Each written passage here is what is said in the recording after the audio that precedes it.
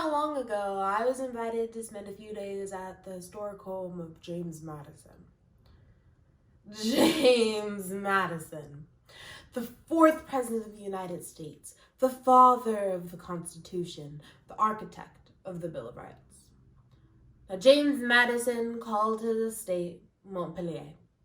And Montpelier is absolutely beautiful. It's several thousand acres of rolling hills, farmland, and forests, with breathtaking views of the Blue Ridge Mountains. But it's a haunting beauty, because Montpelier was also a slave labor camp. You see, James Madison enslaved more than 100 people over the course of his lifetime. Never freed a single soul. Not even upon his death. The centerpiece of Montpelier is Madison's mansion.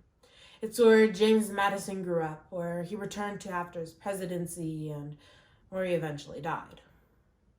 The centerpiece of Madison's mansion is its library, where James Madison conceived and conceptualized the Bill of Rights.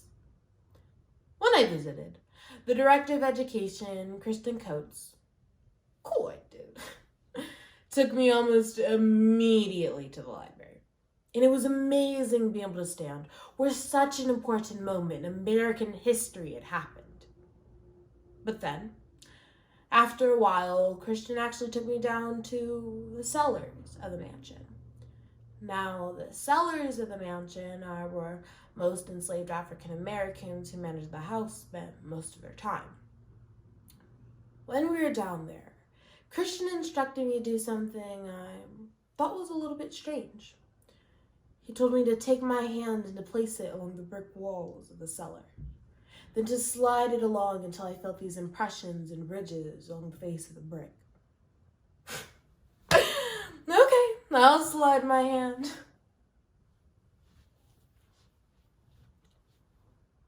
There's a difference between the manicured histories we tell our children and the full stories of our families. We tend to leave out tales such as awkward love affairs, suicides, and alcoholism. We do this to protect our children and to encourage their respect and loyalty. But little do we know that it's actually harmful to our children. Because our children deserve to know whether chemical imbalance runs in their blood. They deserve to know the history and mistakes ancestors have made in the past. This is the core warning of a 2020 Ohio State TEDx talk, where national refusal to acknowledge the ugliness of our past prevents us from acknowledging the ugliness of our present, nor to proceed the only sensible and reasonable way out. Confronting Hard History by Professor Hazan Kwame Jeffries. But after a while, I do feel these impressions, and it takes me a second to realize what they are. They are tiny handprints. Because the bricks at James Madison estate were made by the children he enslaved. The library in which James Madison conceived and conceptualized the Bill of Rights rests on a foundation made by slaves.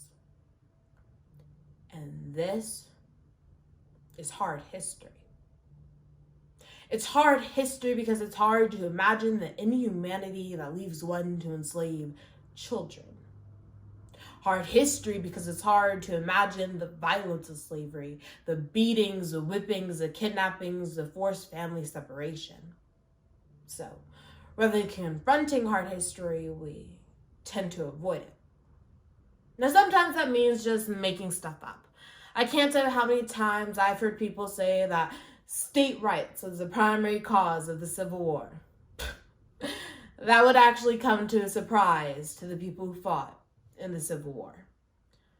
Sometimes we try to rationalize hard history. When people visit Montpelier and learn about Madison enslaving people, they often ask, well, wasn't he a good master? Yeah, a good master. There's no such thing as a good master. And sometimes we just pretend the past didn't happen. I can't tell how many times I've heard people say, it's hard to imagine slavery existing outside the plantation South. No, not ain't. Slavery existed in New York for 50 years after the American Revolution. So, why do we do this? Educator Ricky Gibson had the truth of it when he said that our problem as America is that we actually hate history. What we love is nostalgia. Stories about the past that make us feel better about the present. But George Santayana said that those who cannot remember the past are condemned to repeat it. Now, I spent a lot of time thinking about this, and in a way, it applies to us. But in a way, it doesn't. Because inherent in this statement is the notion that at some point we stop doing the things that created inequality. And the truth is, we haven't. For example, median white household wealth is $140,000. Median black household wealth is $4,000. How do you explain this growing wealth gap? Hard history. Now, my parents, both social workers, actually managed to purchase a home in Crown Heights for $55,000. Crown Heights at the time was an all-black neighborhood, and it was pretty rough. My brother and I often went to bed hearing gunshots. But my parents protected us, and they held on to that home for 40 years. They're still there to this day. But 20 years ago, something confidentially American happened. They went to bed one night in an all-black neighborhood and woke up the next morning in an all-white neighborhood. And as a result of gentrification, not only did their neighbors mysteriously disappear, but the value of their homes skyrocketed. So that home that they purchased for $55,000 at 29% interest is now worth 30 times what they paid for it. 30 times. Do the math with me. That's 55,000 times 30, carry the zero. That's a lot of money.